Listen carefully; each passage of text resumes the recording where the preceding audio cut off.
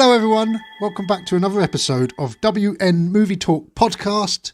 I am Trev, formerly known as We Need to Talk About Movies Podcast, and this week I am joined by yet another wheel in the cog of WN Movie Talk. And it's my friend Stan, whose real name is James. Stan, hello. Hello there, Trevor. Nice to join you. I haven't sacked my brother Robin off, in case you're wondering. I'm sure he'll be back at some point. We just haven't met up for a while, and I just couldn't wait to talk about films. So Stan has kindly said that he'd join me. Yeah, you said about doing this, and I thought I'd throw you off the scent by going, it'll have to be Robocop. Didn't throw me off the scent at all, because it's actually...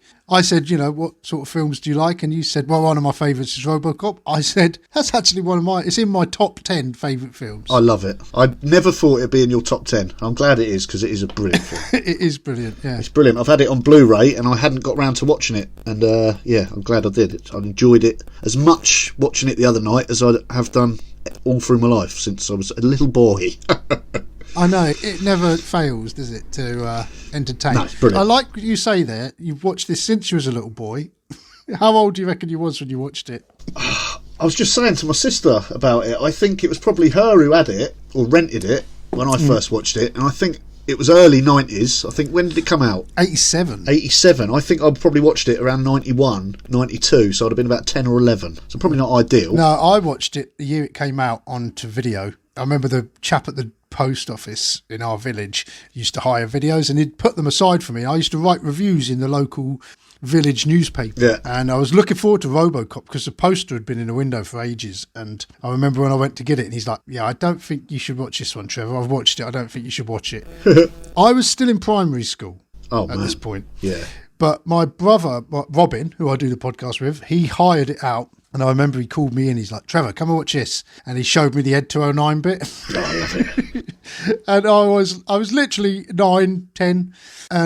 But the next day, my mum was at work, Robin still had the video, and me and my mate snuck it and we watched it. Yeah, I think we watched it 2 or 3 times in that day. And we used to play it. Everyone else was playing in school, playing like What's the Time, Mr. Wolf, or playing football, Kiss Chase. We was running around the playground playing Robocop. Robocop, awesome. All the violence, all the language. But it's weird, as a kid, scenes from films stay with me, and the scene from that film, from Robocop, that stayed with me was the toxic waste, where he comes out of that. But now, as I watch it as an adult, the darkest scene by far in that film is where Murphy gets taken out at the beginning. Oh, yes. It's dark. Awful. But as a kid, it didn't faze me. Yeah. It was the Melty Man. I know. I watched the director's cut today as well, and that scene is even worse. Is it? They added. There's longer shots. They literally shotgun blast his arm off. Well, I've got a fact. Go on. I'd love to hear a fact. The gore of that scene got cut down 12 times and submitted to give it a certificate. It had to go 12 times before getting an R rating because they didn't want it to be X-rated. So they had to do 12 edits of it before they said, all right, we'll let that go as an 18. Yeah, the director, Paul Verhoeven, he said, he kept going back to the studios as well because they kept wanting it cut. And he's like, it's basically an analogy of Christ. You can't have the resurrection without seeing the crucifixion. That's what he said. That's how he sort of won them over. But before we get on to the film, I often put a question out to our listeners on Facebook, Stan. So this week, I said, we all watch films that we shouldn't have watched when we were kids. What films do you remember watching when you were too young that you really shouldn't have? Do you want to hear some answers? Yeah. Dean Harvey said, American Wealth in London. Shit my pants and couldn't sleep right for weeks. I'd done exactly the same with American Wealth in London. I think I was a bit older when I watched that one, actually. Yeah, I remember it come on telly. I used to have the Michael Jackson Thriller, and it had the making of it on the the videos. I always used to buy making of videos, and they talked about American Wealth in London and that, so I was obsessed with it before I'd even seen it. And then it came on the telly one night, and I stayed up, had a TV in my bedroom. I watched the first 10 minutes, and I couldn't sleep for nights. But that became one of my favourite films as well. It's a good film. Slaughtered Lamb. Jason Paris says, we managed to get zombie flesh eaters out of the video shop when we was about 13. Ruined me. You know what? I don't think I've ever seen that. No, that sounds like a bit of a gore fest video nasty, doesn't it? Yeah. Not the sort of thing I would have watched. But Becca Gulliver says, I woke up and got out of bed when I was 3 or 4. It looks like she says 3/4. When I was 3/4, but I think she says 3 or 4. 3/4 of my height. Went and sat with my stepdad and watched Alien with him. So my older brother Robert showed me some of Alien when I was younger. That was before we'd moved down here, so I must have been about 3 or 4 as well. Yeah, that's that'd be shocking at that age, surely. Crystal Rocks. I remember watching the original Fog when I was 7 or 8. My mum didn't know I was awake. From that first film, I've developed a very unnatural love of horror films and anything gory. Nice. Again, I don't think I've seen that. Chris Benton, Scanners and Phantasm. I don't know Phantasm, but Scanners is David Cronenberg, so he does a lot of body horror, like The Fly he done, didn't he? Oh, okay. Existence. As a young boy, watching these 2 films turned me into a shivering mess. Alan Day says, probably Alien. I love sci-fi. Leon Bateman said, Mum was at work. Dad sat me down to watch Amityville Horror. Oh, mate. I think I was about 5 or 6. I'd like to say it put me off horror films for life, but my dad did it again not long after, and he sat me down to watch A Nightmare on Elm Street. Jesus. I've never watched anything remotely scary since. # scared for life. Amityville Horror, I think, is Pip's Elm Street that's been scary. I only watched Amityville Horror about a month ago, 2 months ago. Oh, really? And it's absolutely awful. Both versions. The Ryan Reynolds version was crap as well. And Rob Jones says, I saw Robocop at about 9 or 10. I haven't watched a single episode of that 70s show. Because that's Kurtwood Smith, isn't it? Clarence Boddicker is the dad in that, I think. Yeah. Ah, he's brilliant in that, in Robocop. Oh, brilliant. So brilliant. They all are brilliant. Him and Ronnie Cox as well. They're both cast against type. They're both known for playing nice guys on the TV. Oh, Dick Jones. I had to look who Ronnie Cox was. Dick Jones. Yeah. Yeah, brilliant. They're both known for playing nice guys. Dick Jones is in Beverly Hills Cop, isn't he? He's the chief in that, isn't he? Ah, is he? Yeah, he is. Yeah. And he's a nice guy in that one. But anyway, that's about it for the listeners, Stan. No, that's good. I'm glad someone said Robocop. That's good. Yeah, a nice tie-in. What else was there? There's some dark films. Alien would have spun me out when I was younger. Yeah. Anything. I'm not very good with supernatural even still, and I'm a grown-up. Yeah, I want to be scared when I watch a horror, and I never am. It's either too many jump scares or just goes over the top at the end. They might start off eerie, but they usually end up rubbish. I liked Insidious when that first came out. I thought, oh, this is good. And I watched the first half of it and then had a break, and I remember saying, oh, that's brilliant, this film. Went back to it and then they just ruined it. It went silly and just that's what I mean. Yeah, it was a good the first half of it was good, but they just ruined it, I thought. My opinion. They always do that. Yeah. So anyway, Stan, should we talk about Robocop then? Yes, please. All right. So Robocop 1987, written by Ed Neumeier and what's the other chap called? I had his name here somewhere. Michael Miner. Michael Miner, that's right, Stan. Yeah, and directed by Paul Verhoeven. You've seen many Paul Verhoeven films. Do you know what films he's done? No, I don't know what films he's done. I bet you've seen Total Recall. Yes. Starship Troopers. Yes. Ed Neumeier wrote that as well, actually, based on a Robert Heinlein book. What, Starship Troopers? Showgirls. Showgirls. Definitely seen that. Have you?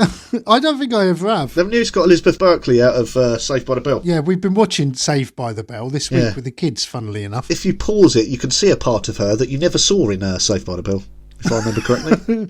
But that's funny because there's another film that you've done where you used to pause it to see a part of a lady. Not Basic Instinct. Yeah. There you go. Yes. Yeah, you done Basic Instinct as well. I was probably too young when I was doing that, to be honest. And then he done The Hollow Man. I don't know what he's done more recently, but I think before this he'd done a film called Flesh and Blood with Rutger Hauer.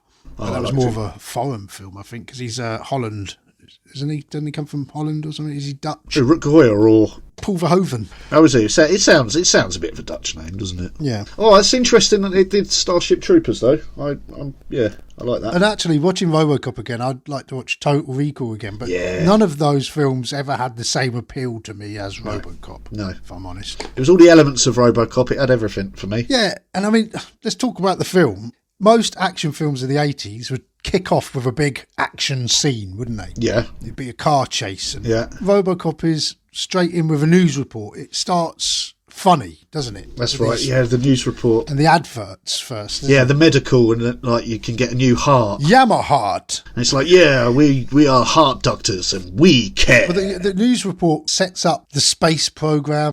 Hasn't Santa Barbara's been like wiped out by a missile from space or something like that? Yeah, because it's like there's a commercial and then it goes to the news anchors, doesn't it? When it comes back to them, and then it's a bit of exposition. They set up the cop killing in Detroit again, don't they? OCP. The police have been privatised, and you could just see all that sort of stuff still happening, can't you? It's sort of, for that first 5 minutes of the film, it creates the whole Detroit in that time, doesn't it?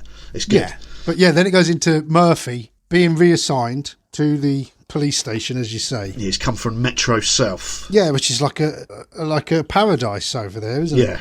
And someone actually says to him, "Welcome to hell." But then what I never picked up on before, I was watching it this time and I was like, yeah, why has he come to here? But he's been told to come by OCP. That's right. And you hear later on, Bob Morton actually says, we've placed prime candidates into high-risk areas. Oh, okay. So he's been selected to go there, basically, hopefully to get killed so they can bring him into the programme. To create a Robocop. Oh, wasn't that nice? Wasn't that nice of them? Because he's had to sign the disclaimer. They say that when they lose his arm, don't they, as well? Oh, that's really nice of him. It's all about the people, isn't it? Oh. And that's, of course, you first meet Reed. We got to mention Reed. Oh, Reed, the old angry chief. Who runs the station, Oh, he's brilliant. I like him. He's a good character. We'll have no more talk about strikes. We are police officers. Already the policemen are already talking about striking at this point, aren't they? This is the cuts and just the danger. And the film moves at a rapid pace. It is like 2 hours long, isn't it? But it doesn't feel like it at all. Yeah, it's about an hour 50 and it was something. No, it goes really quick. Yeah. And then, we meet Lewis for the first time. She comes in beating up a perp. Saying about the actors being cast against type, Nancy Allen, up until this point, she's always played like a sort of a giddy blonde, isn't she? She was in... So I've never seen her in anything else. She's in Carrie. Oh, Carrie, what, the Stephen King? She's one of the bullies in that, isn't she? I think she'd done a couple of films with... Brian De Palma. Okay. But in this, she came to the audition, she had like big blonde hair, and Paul Verhoeven was like, cut your hair off and you have the role, basically. Yeah. Oh, she was good in it. Yeah, she's good. And he was ahead of his time, wasn't he, for gender neutral? This police station all changing together. Yeah. Nancy Allen's a bit of a tomboy, isn't she? Boisterous. You'd have to say that. I'll say what I want, mate. Say what I want. It's your podcast. Yeah, so that sets the scene with him and Lewis, doesn't it? Yeah. It cuts to OCP, doesn't it, in the first board meeting. We meet Bob Morton and Johnson. Yeah, Johnson is. And Mr. Kinney going up in the elevator, slagging off Dick Jones. And Johnston's a funny character, isn't he? He always seems like a nice guy. He doesn't seem like the sort of guy you'd expect in a corporate. And especially at the end when he gives that weird look. Oh, what? Is that when Dick Jones... When they finds out that Dick Jones was behind Bob Morton's death, and he's like... Humph! Does a little smile. Like a puppet, isn't he? Like a muppet. Yeah. He's quite a small role, isn't it, really, for him? Quite a small role. Didn't do a lot. It's not as small as Kinney's role. Meet the old man who reminds me of some old Sith Lord. Yeah, in Robocop 2, he's a bit more of a bastard, isn't he? Yeah, they've made him the bastard. But in this one, he's he's actually all right. He's a good old boy. Even Dick Jones says it later, the old man, he's a sweet old guy. Yeah. I'm number 2. Yeah. And he's not going to be around forever. You better watch out, buddy boy. Ronnie Cox as Dick Jones is brilliant in this. And I mean, even smarmy. Just when he's giving his talk, he sounds like an arsehole, He's got that aggressive tone to him, hasn't he, when he's talking. Ruthless. But he's got this project that's going to make him billions of pounds. It's going to sell it to the army. And it is just one of the best things I ever saw as a kid. Was Ed 209 walking in? Ed 209. Yeah. I mean, I watched it a couple of days ago and you think, it doesn't look as good, but it's still good. It's Phil Tippett does the animation. It's all stop motion animation. That's brilliant. Isn't it? See, I do away with CGI. It ruins it for me. Some of these films now, like the Transformers films, I can't watch it. It's too much. And I think that's the new Robocop had that Transformers feel about it. I didn't like it. It's too fluid, not mechanical at all. No. Whereas this has a real mechanical feel about it. The shot in Robocop's leg when you see his gun coming in and out. Yeah. Just all mechanical, isn't it? Everything's cool. Phil Tippett, who does the stop motion animation, he done loads on Star Wars, all the ATSTs and the Rancor monster and all stuff like that. And that was the same guy. An absolute legend in the industry, yeah. But after, it's this scene here with Ed 209 where my first favourite quote comes. Yeah. Because obviously the scene happens, Ed 209 malfunctions, absolutely destroys the bloke with bullets, doesn't he? It's ridiculous amounts of bullets and blood. And it's just the way Dick goes up to the old man, and the old man just says, "Dick, I'm very disappointed." It's just the way he says it. Oh, fuck. So blasé. You call this a glitch? That's it. You call this a glitch. Mate is there just absolutely in pieces. I like the line, right? Someone call the paramedics. It's like...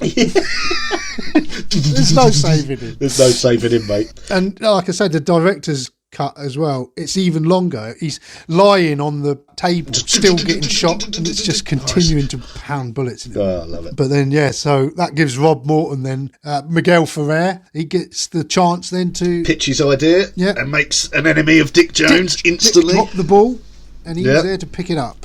Yeah, that's what business is, with his mate. Robocop program. Miguelle Ferrer, he was in Twin Peaks, I always remember. I've seen him in a few things. He's one of them. Yeah, I've seen him in a few things. And he was in Hot Shots Part 2. Okay, Part 2. Part 2. He's the one who can't shoot. And at the end, he's like, I can kill again.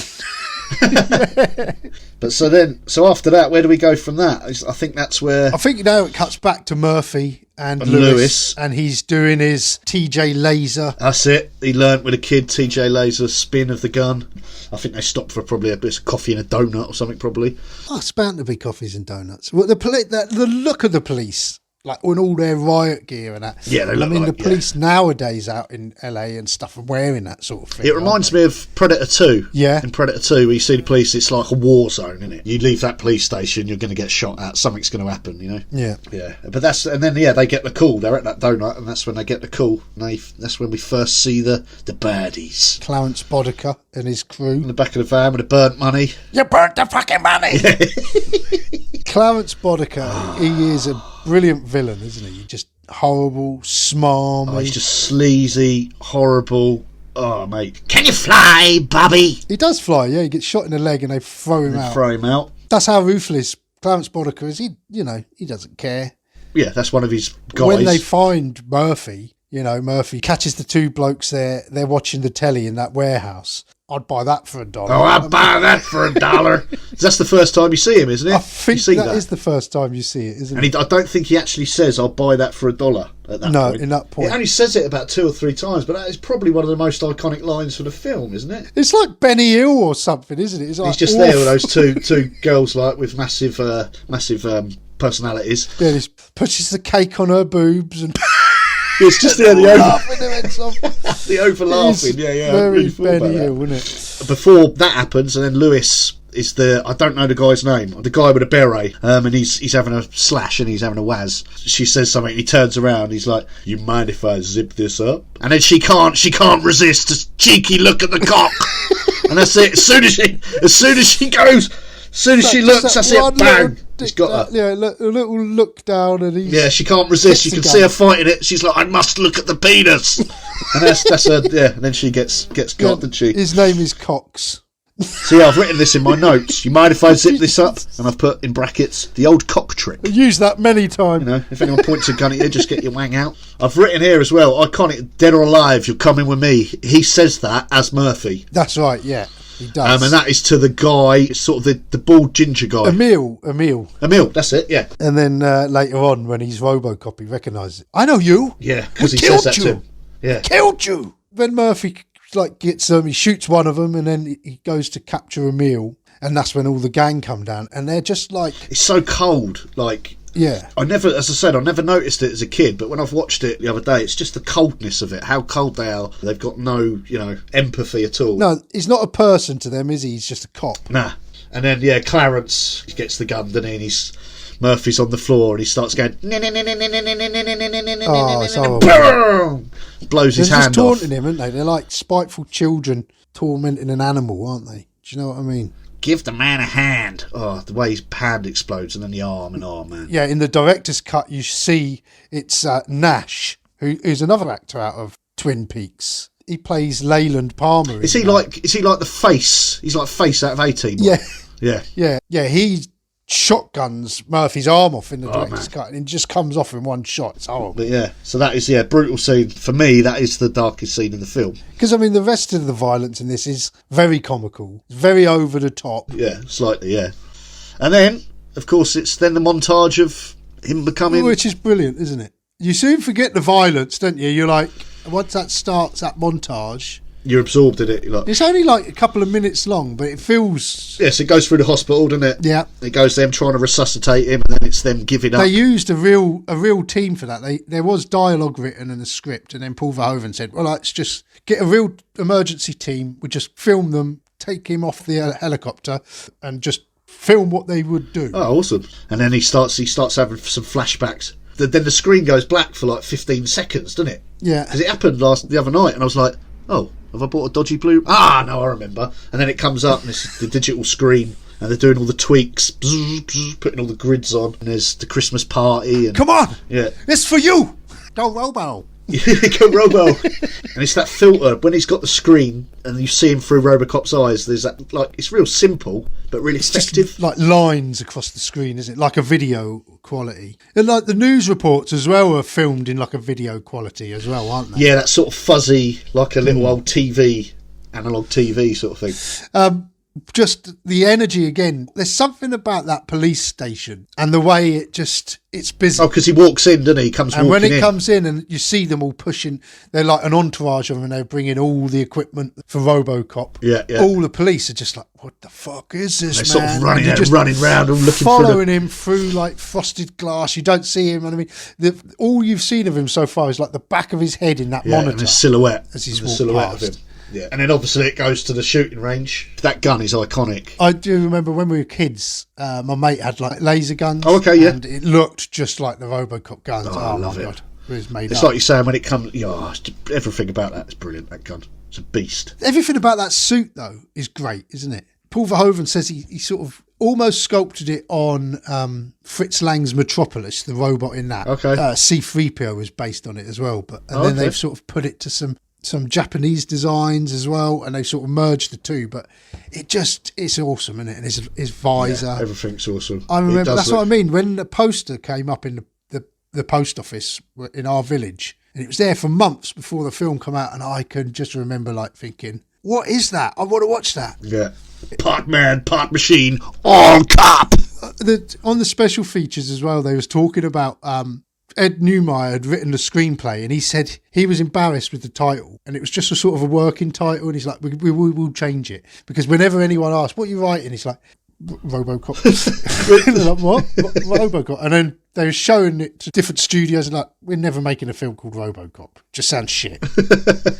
And he passed it around to so many directors, and they was just sending back going, no. And like the producer says, well, I got the idea that no one actually reading the script, they wasn't getting past the title. And Paul Verhoeven even said he picked it up, read the title, thought, what the hell is this, and just threw it. And then his wife picked it up, and she started reading it, and she's like, Paul, I think you should take a closer look at this. There's a lot going on here, and there is, isn't there? It's like, yeah. And you think this came out similar time as Terminator, and they're two similar stories, but both completely different styles. I've got a fact about that. Everything. You've mentioning that. It's one of my facts. Okay. That, Edward Neumeier, he actually pitched it. He pitched the script to Stan Lee as a possible comic, having it as a comic book series, and then obviously going on. Yeah. Before Stan Lee got a chance to give an answer and look at it or whatever, they went and watched Terminator together. To which, after watching Terminator, Stan Lee said to Edward Neumeier, "Boy, you're never going to top that." And he turned it down. After watching Terminator, he was like, I'm not interested in, it's never going to be better than that. And that's probably just dismissing it as Robocop and no depth to it, where actually it's got quite a lot of depth. It is a lot of depth. It's satirical, it's funny, there's loads of layers with it, isn't there? Yeah, I just love the world they created, that OCP, the Detroit at that time. I love it. Yeah. And apparently they shot some of it in Detroit, didn't they? No, I think it was all filmed in Dallas. I think there were a couple of parts in Detroit, and they filmed it in Dallas, because the skyline of Detroit didn't look futuristic enough. No, it's a slummy area, but it's not a very because it does look quite side. futuristic-y, doesn't it? But slummy, Paul Verhoeven said there's a futuristic skyline in Dallas, but one building in particular has like a green neon glow all around it. Oh, okay. But it was out of operation for the months that they were filming there. So didn't even get to use it. And of course, being in Dallas, it was the heat in Dallas, which meant that flipping old Murphy had a hell of a time. Hell of a time in his suit. Hell of a time, It took him 11 hours to get into the suit the first time. Yeah, because temperatures could regularly exceed 100 degrees, and Weller could lose 8 pounds a day wearing the suit in weight. That's crazy, and in between takes, he'd spend any time in between takes rehydrating, or they'd get cold air hoses and pump it into the suit. So he's just like, so it must have been roasting. Because he'd done a lot of prep work beforehand, how the robot would move. He got went into it. Practicing movement.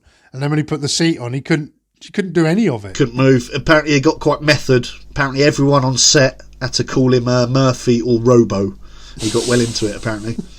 And another fact about the suit is whenever you see Robocop getting in and out of a car, you never actually see him getting in, you never actually see him getting out, because the suit getting in the car, sitting in the car. So whenever you see Robocop in the car, he's actually just in his boxer shorts. He's just like, he's got the top half on, and then he's just in his, I was going to say his Union Jack, but probably Stars and Stripes pants. Once he's established he's Robocop and they give him the keys and he gets in the car and he drives off, and every time a car drives up that ramp, the back catches and it sparks. It sparks. And then he goes out for his first night on the town, and it's just great, isn't it? The first scene is the two rapists. The first scene is in the shop. Of course it is, yeah. And after, because you got that scene where he comes out up the ramp and the sparks come out, and that's the first time you hear the iconic music. Yeah. Music in this film is awesome as well. It's brilliant. A great score. Yeah. It's like good for the action, and the Ed 209. It's always there, it sits, and it lifts. But then when he's walking around the house, and he's having the memories of his wife. He sees his kid, his wife. The strings are so moving, isn't it? And then he gets angry as it goes on. It's just great. But it's when he first comes out in that car, and that's the first time, and you hear it, and it's like, oh man, bosh.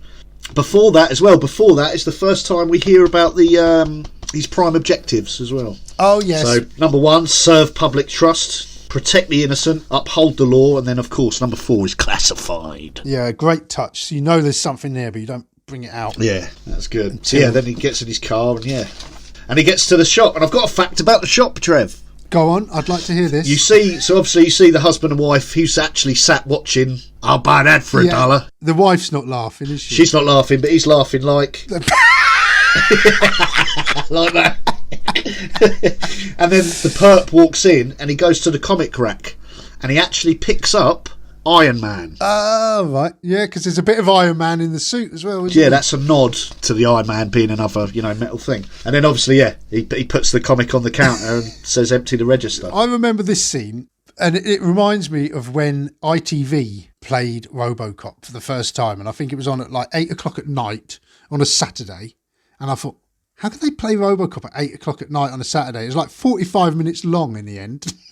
Oh, what, just cut they everything? Cut so much out. All the language was like cut out work. As well. And then this bit here, he turns around and he goes, why me? We all know he's going, fuck me. Yeah, no, I've written here. He just says fuck me it must be about 30 times. Just fuck me! Fuck me! Fuck. It's just constant. And in the ITV version, he's going, why me? Why me? Why me? Because he got a gun, mate. Yeah, but I've written me, fuck me, times 20. It just, the amount of times he says it. Like, if you wanted to drop from an X rating to an R rating or whatever, just cut a couple of the fuck me's out, mate. And then, there's another, and obviously, he walks up to the gun, doesn't he, and bends the barrel. Yeah, the perp goes to run away and he just swings his arm at him, doesn't he? And that's it. Thank you for your cooperation. Good night. Yeah, then it's the rapey scene. Where the two blokes with a knife. And I never noticed this until this time. I was watching it and I was like, the blonde guy. I recognise the blonde guy. Oh, really?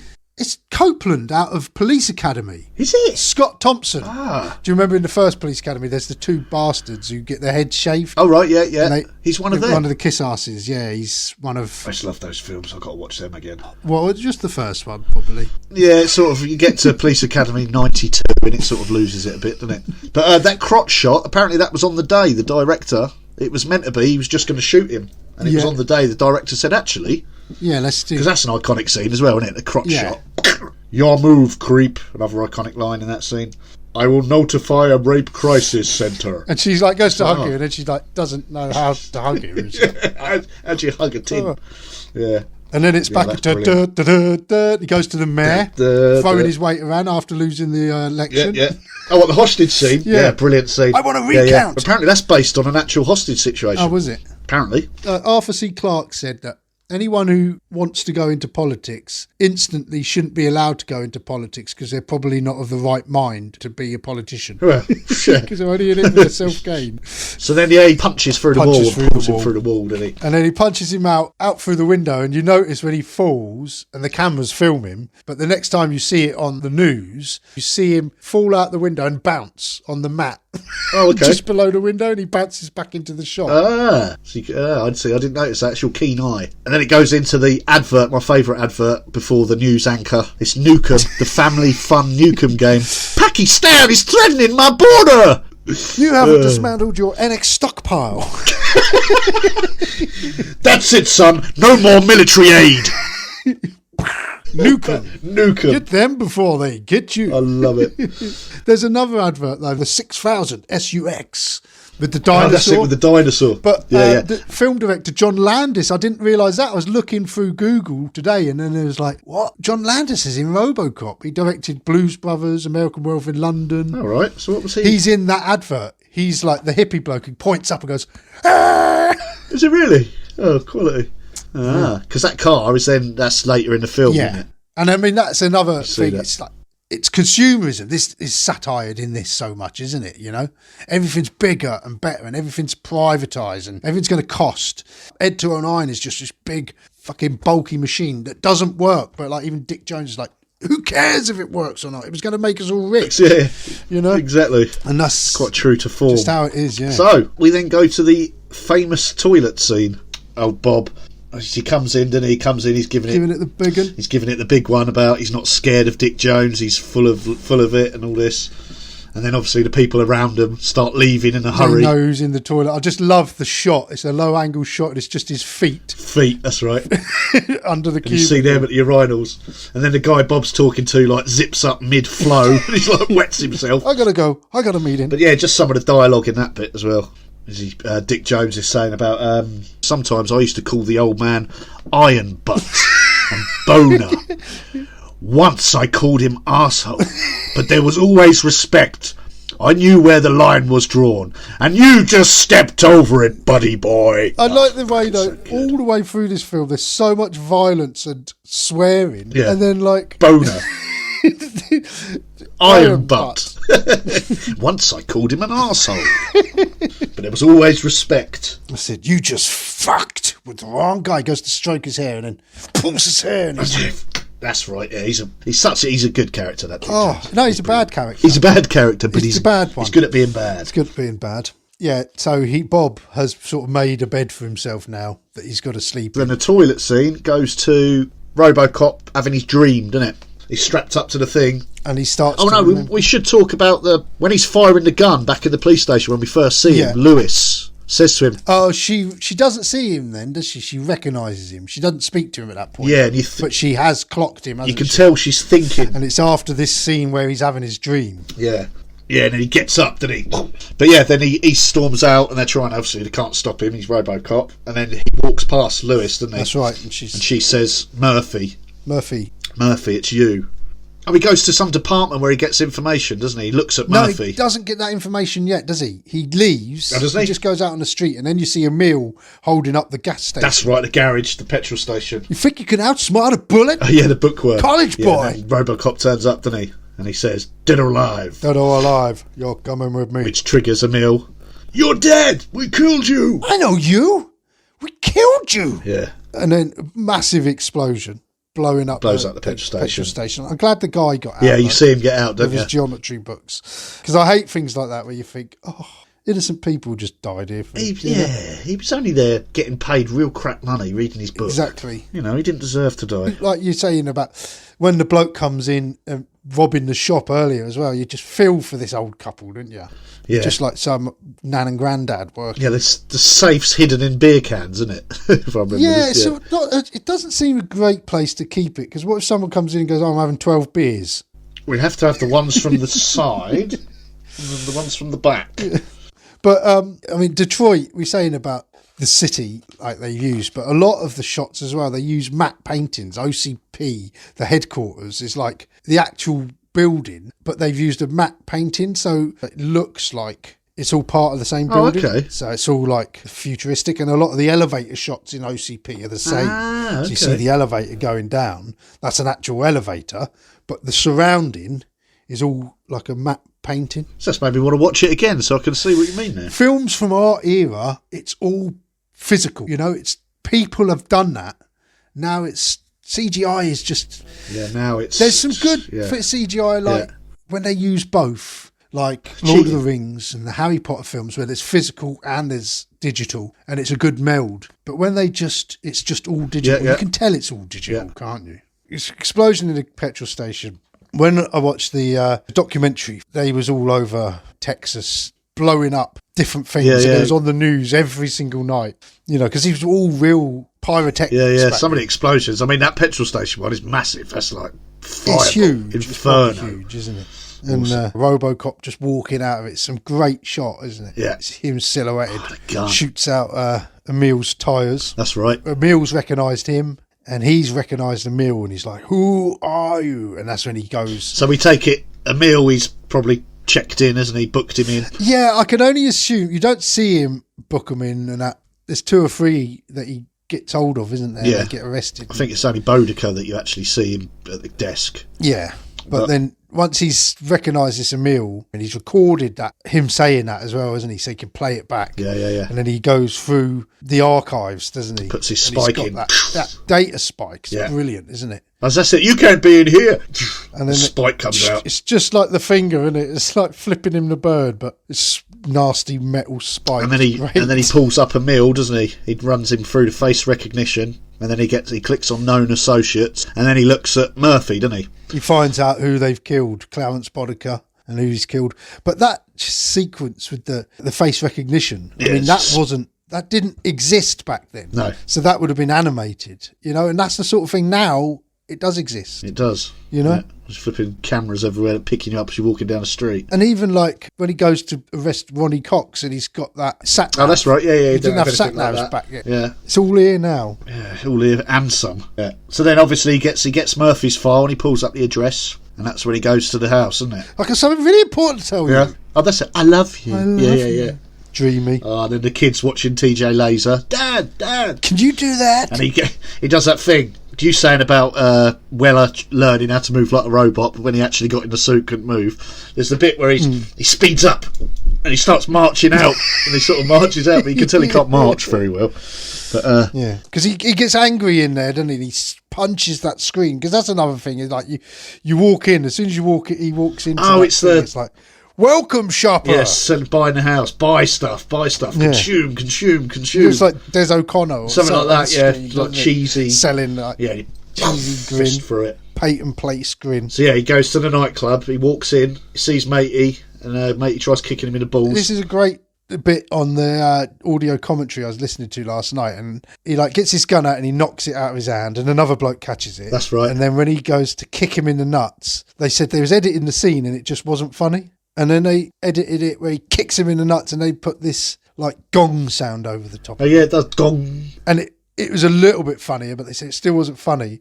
So then if you watch it again, he kicks him in the nuts, you hear the gong, and then it cuts to a shot of the director, Paul Verhoeven, trying to direct like people how frantic he wants them dancing, and he's just going like that. Oh, what, is he? It's a real close-up shot of the director. Oh, right. And I've never ever noticed that shot, let alone like that is the director. And straight after he kicks him in the nuts. I watch it now and it's like, oh yeah. Oh, I'll have to watch it again. It is, yeah. You just see him and he's like moving his hands really fast. I'll have to watch that again. As if he's like someone dancing. So, and then he grabs him and just drags him out by his hair. Drags him across the floor. He's like, yeah, great. And then because I mean, Robocop, it is a comedy, isn't it? It is. It's tongue in cheek. It's tongue in cheek. Very dark comedy. It's very violent, but I mean, there is funny bits in it. all the way through. Like you say, the adverts and That's stuff. the adverts for me. The newscast with that hippie bloke. Oh, yeah.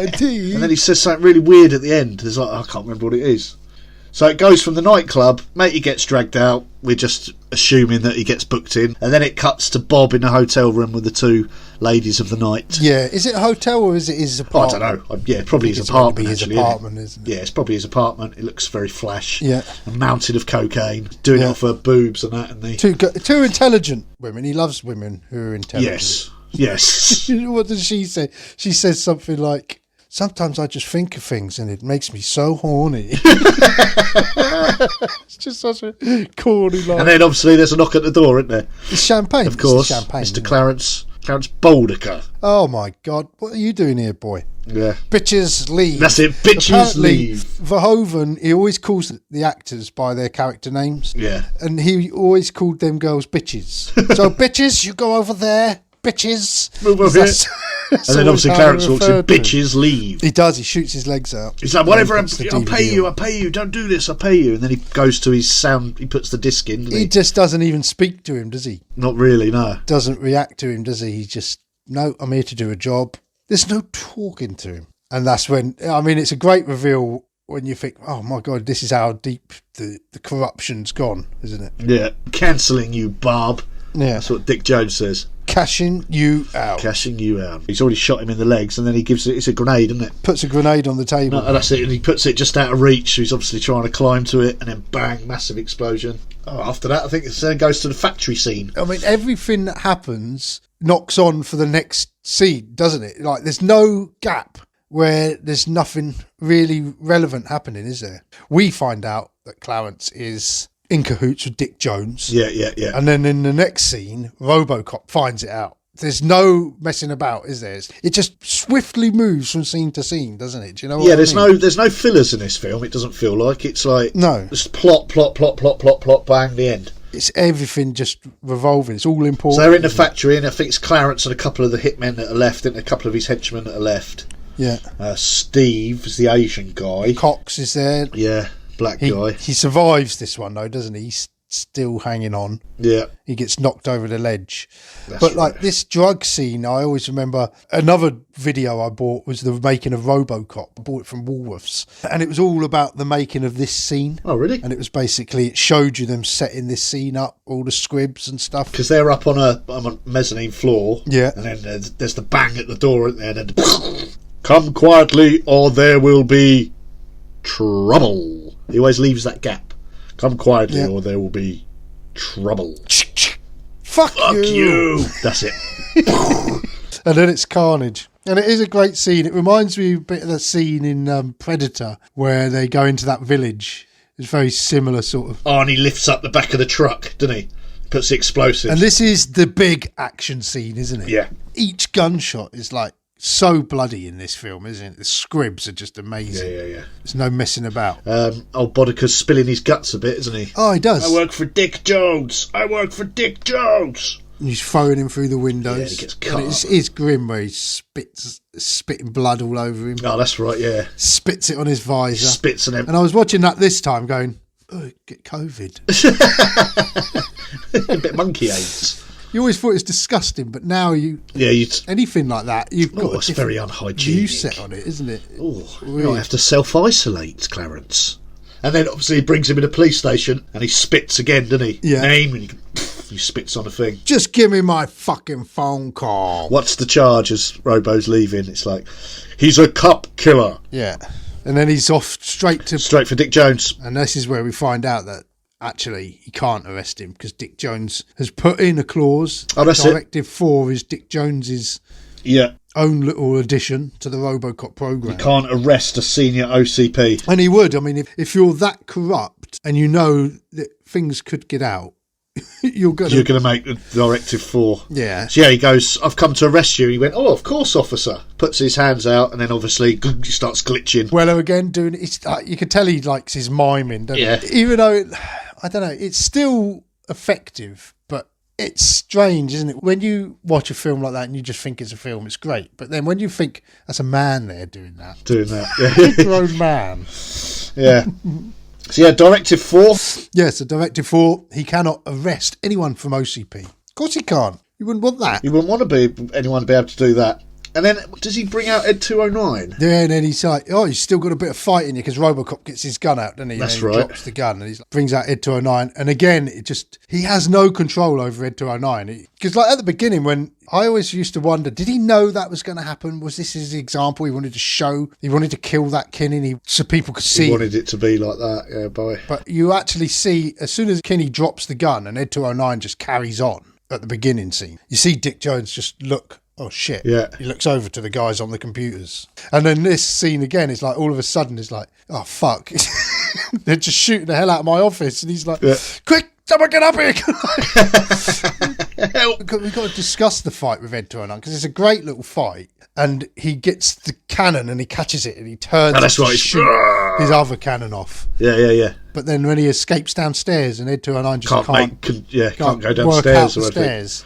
Yeah. And it's such a great comedy scene. He's like, design flaw. Again, Phil Tippett's animation is just perfect. Like, his toes are like clenching and he's like, oh. It's just a failed project. And then just slips. They didn't animate him falling down the stairs. Just as he slips, they cut. And basically they just have a little model and they just tip him down the stairs and filmed the model falling. Oh, really? It's just pushed down the stairs. And then he's on the bottom, squealing like a baby and kicking on his back. It's brilliant. Oh, quality. It is great. So you got the toy, Ed 206. Yeah, I wasn't got it until as well. I looked at it today. It said 260. 260. It must be from the cartoon, because there was a cartoon spin-off. Yes, it's Robocop and Ultra Police. Ages 4 and up. Yeah, ages 4 and up. See, I always thought that it was bad enough having a cartoon of Highlander, which was a film about men who had to go around chopping each other's heads off. Yeah. But then a cartoon of Robocop.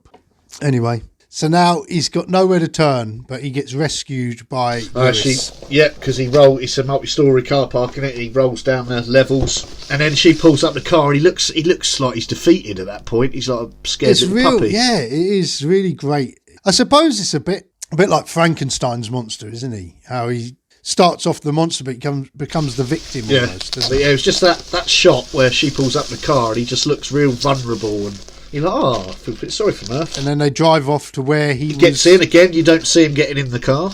I don't know if you've ever had to get a very elderly person into a car. It's a bloody nightmare. I imagine it was like that for Lewis, getting him in.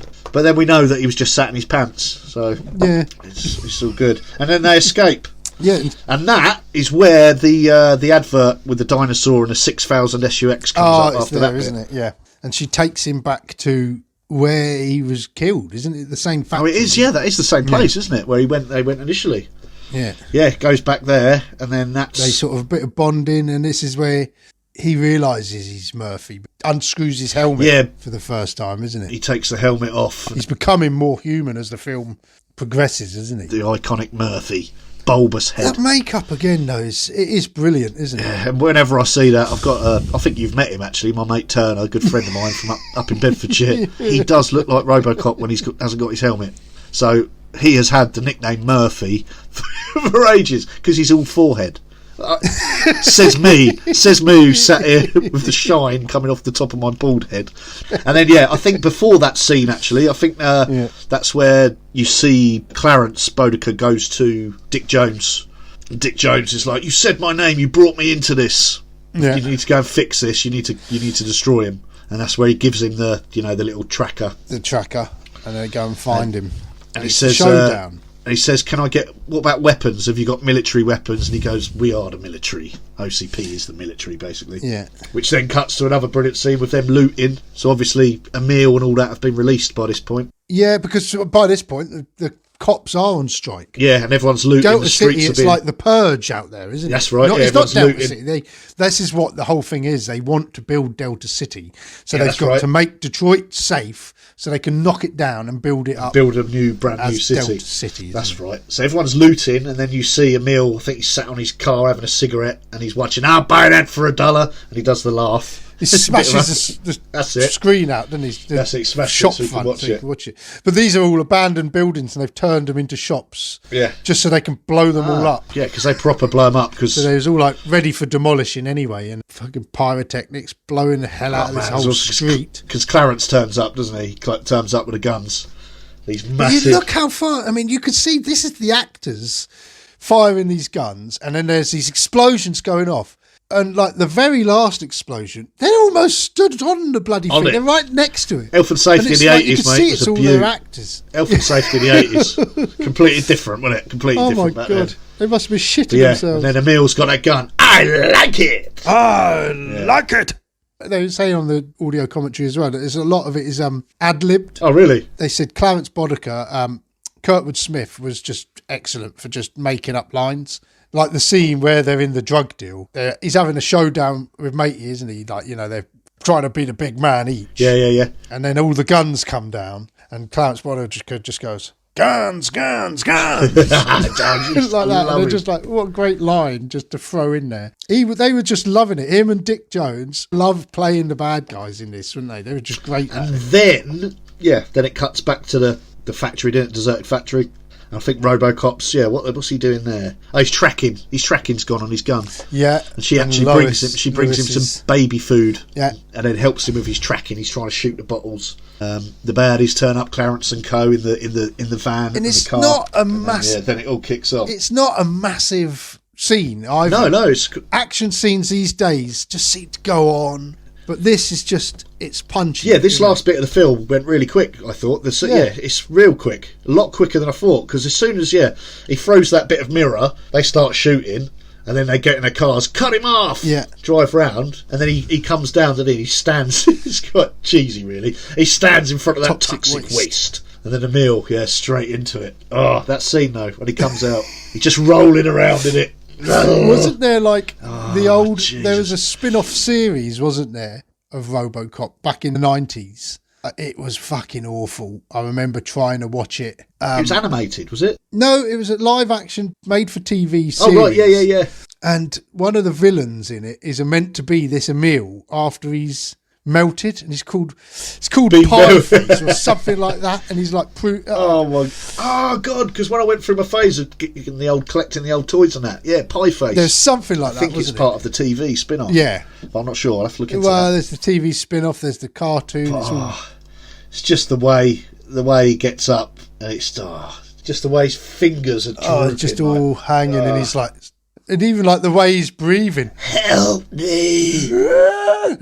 It's like just a wheeze, isn't it? Help me. And then it's Clarence Boddicker's driving, isn't it? And just smashes through him, and you just see his head roll over the bonnet. I can't quite remember what happens. Does Robocop shoot his car out or something? But there's that shot where they're chasing, and the hubcap flies off. Yeah, that's right. That was a complete fluke. Oh, really? I can't. Do you know what? I can't think how the car stops. No, I can't. Whether he just gets out and pulls the gun out. No, he doesn't have a gun, does he? I've watched it twice in 2 days. Yeah, I can't think. All I know is that they both end up in that open space. Lewis is injured. Yeah, and Robocop's walking. You know, he's had the crucifixion, he's had the resurrection, and now he's walking on water. Yeah. At the end, isn't he? Walking over the water. Going to get Clarence Boddicker. And Robocop says to him, I'm not arresting you this time. That's right. And then Nash. And then Nash is up in the thing with moving the crane arm. He drops all the metal on Robocop, and then Boddicker picks up the spike. And that's a great shot. You just he looks up and you just see all that metal just pummel him into the ground. Boddicker stood there. Lewis is on the floor. Because Clarence Boddicker's cheering, and then Nancy Allen's got hold of the gun, hasn't she? And she just shoots Nash up in the box. Oh, that's it. Explodes. That's it. Bang. And then that's when he gets the spike, and he goes over and he just like starts stabbing Robo, hitting stabs him, it. Yeah, he stabs it right in the bash. Sayonara, Robocop. Yeah, and that's. Then out comes the spike in the neck, out, and just blood just splash all over. Oh, you talking the blood squirting out when he's standing there, and it's just coming out everywhere. The blood in this film just looks grim, doesn't it? It looks slimy. It looks dark. It looks bloody, doesn't it? You know, some films it's over the top or something, but this... it was brilliant. And then Robocop, I can't remember, what does he say to Lewis? No, she says, oh, I'm a mess. Oh, Murphy, I'm a mess. Or something like that. They'll fix you. They fix everything. And then he goes, "Urgh!" starts, and then it cuts. It cuts back to OCP. him turning up at OCP again. Yeah, and Dick Jones is having none of it. He's put Ed 209 out on patrol now outside OCP. That's right. Expecting it. You are illegally parked. You have 20 seconds to comply. And then Robocop, casual as you like, gets out. You don't see it again. He's got to put his trousers on, cover his pants. He gets out, casually opens the back door, pulls out the massive gun, just bang. God. But that bit of Ed 209 where Robocop walks off and the legs come in. Oh, that's right, yeah. There's that little fan on top spinning around and smoke sputtering out. And then he falls and the leg twitches, the little toe. That's great. Just destroyed. And then, straight into the boardroom. And, Dick Jones is doing a presentation again, isn't he, about Ed 209? Yeah. With the old man and Johnson and all that around the table. And then the door opens and it's a very battered Robocop. And the old man says, "Can I help you, officer?" And he gets his spike out and he stabs it into the monitor. And then, puts his spike in, plays the feedback. And then, obviously Dick then grabs a gun, doesn't he, and holds it to the old man. I think that was decided on the day as well. I think they know quite how to get out of the clause, like the directive, because he can't arrest him and he can't kill him. Dick, you're fired. Thank you. I don't know. It's like you hear things like that and you think, well, surely they couldn't have gone into filming that without having it somehow knowing how they're going to end it. But apparently that was the old man's suggestion, was like, well, shouldn't I just fire him? So how were they going to do it? Probably just I don't know. It's weird. Dick, you're fired. Robocop, thank you. Bang, bang, bang, bang, bang. And away he falls. Yeah, his arms seem really long when he's falling, doesn't it? It looks a bit weird, doesn't it? But I love that it looks weird. I love that it's not perfect. I love it. I think it gives it character. And I think, doesn't that literally, that happens, you see him fall. And the old man goes, "What's your name, officer?" Oh, that's it. And then he turns around, Murphy. And then it's just bang, credits, bang, done, finished. But the film is like, it goes through the motions so quick. There's no fucking around. It's never been, the sequels, the remakes. Nothing's going to top it. Why don't they just? No, the second one was all right. It was nowhere near as good, but it was the third one where he flies. I can't remember actually finishing watching the third one. I got the trilogy on DVD. I think at some point we should revisit the third one just for a laugh. Yeah, I do want to watch the second one again. I just remember quite liking the second one, but it's not as good as the first. And the third one, he started flying. I thought, I remember the second one being like just stupid. Like, why would they choose a drug dealer to become Robocop 2? Like, why is there a little boy in charge of a gang? I can't really remember the plot. I just know that they want to dismantle him, don't they? It was a mess. It's actually directed by Irving Kershner, who directed Empire Strikes Back. Oh, okay. Robocop 2. I think it was written by Frank Miller, or originally it was written by... Frank Miller? Yeah, who wrote Sin City and that, yeah. Yeah, it's not a patch. And the new one, I watched it once, and I've got it, and I've tried watching it since, and I just can't. I can't get into it. The only time I've ever walked out of a cinema was the remake of Robocop. It was me and about 3 of my mates. All loved the original. We literally probably done about half an hour, 40 minutes, and we all looked at each other and was like, this is shit, let's go. And we, bailed. Never done that before. No, they go too far on the feelings side of it, that one, don't they? They give him his hand so he can feel his son. Yeah, it's just the feel. It hasn't got the same feel. It hasn't got that dark edge. The scene isn't created. It's got some good actors in there. I mean, you got the guy who plays Robocop. I didn't know him at the time, but I've seen him in a few other things. I quite like him. Who else is in it? You've got Samuel Jackson's in there. Samuel Jackson. What's he called? Big Mo's brother, Gary Oldman. Gary Oldman. Yeah. So he's got a good cast there, but it's like, Gary Oldman just tends to do anything these days. Do you know what I mean? He used to be really good, but now he just takes his paycheck and runs, doesn't he? Do you know what I mean? He'll probably be in EastEnders soon. He probably will. You think his early career, he's just great, wasn't he? I watched True Romance the other day. He was great in that. He's great in Drexel. That. Leon, the professional. Book of Eli, I watched. I've not watched that. I've got that to watch. You've never seen that? One of our listeners, Chris Benton, always says that I should watch that, so I will watch it. Yeah, I used to love it when it first came out, and I watched it not that long ago. I still enjoyed it. I was just looking at the facts I've written down. I mentioned them all. There was just one. Apparently, they went over budget filming this. Yeah. and they finished shooting, and they hadn't done Murphy's death scene. Oh, right. They then had to go and go to the studio and ask for more funds to then go back and film that scene. So that was the last bit of the film that was done. The budget for this film was only 10 million. I mean, that sounds a lot of money, but for a film of this calibre, it's fuck all. Ghostbusters was for like 30 million. What year was that? It was about the same. Ghostbusters was 84, it came out.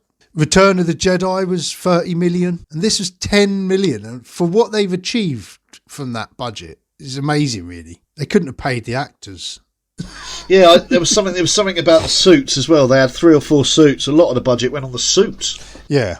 It was actually nominated for Academy Awards in, I think it was editing, and I think it was special effects. Yeah, I was about to say, surely it'd be special effects. But it didn't win either of them. It lost out to editing to The Last Emperor, but it did win a Special Achievement Award. Oh, okay. Yeah, for the sound editing. You wouldn't think of Robocop as an Academy Award-winning film, would you? But yeah, it was. No. It was. I'll tell you what I love about it. It's what I'm finding now. I'm in my 40s, early 40s. I'm revisiting things that I really enjoyed earlier in my life, and I'm being thoroughly disappointed with them. Yeah, there's a lot of that, isn't there? I probably hadn't watched Robocop, I don't know, 5 years or something since I last watched it, maybe. Probably haven't watched it since my little boy's been born. And I watched it, and I enjoyed it as much as I've ever have done. Yeah, it's just, it stands the test of time, and I just feel quite a lot of these modern films won't stand the test of time. No, already they don't. I mean, there's a few that pop up, and you think that's good. Well, Stan, thanks ever so much for joining me. I'll tell you what, Trev, I've really enjoyed it. Not only did I get to watch one of my favourite films, and it's just been nice seeing you and chatting about it. Yeah, it's been good catch up, bud. Thanks everyone for listening, and we'll be back again with more WN Movie Talk podcast at some point. And Stan, hopefully we'll hear from you again soon too. Yes, Trevor, and in the meantime, stay out of trouble. Yeah, I will do actually, mate. I'm quite a good boy. Cheers! Cheers, mate!